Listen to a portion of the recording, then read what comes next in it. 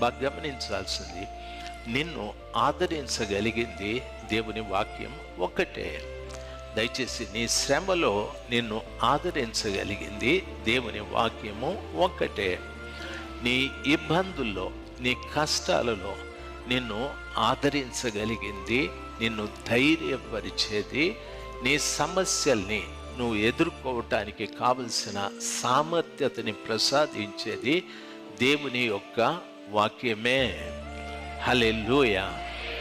కాబట్టి ఆ వాక్యాన్ని ఎంత నువ్వు వింటే అంత మంచిది. బైబిల్ సెలవిస్తా, వినుట వలన విశ్వాసము కలుగును.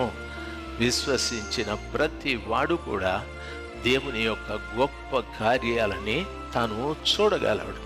కాబట్టి ఆ వినేది యేసు ప్రభుల వారిని గూర్చిన మాటలే అయి ఉండాలని బైబిలు స్పష్టంగా సెలవిస్తారు.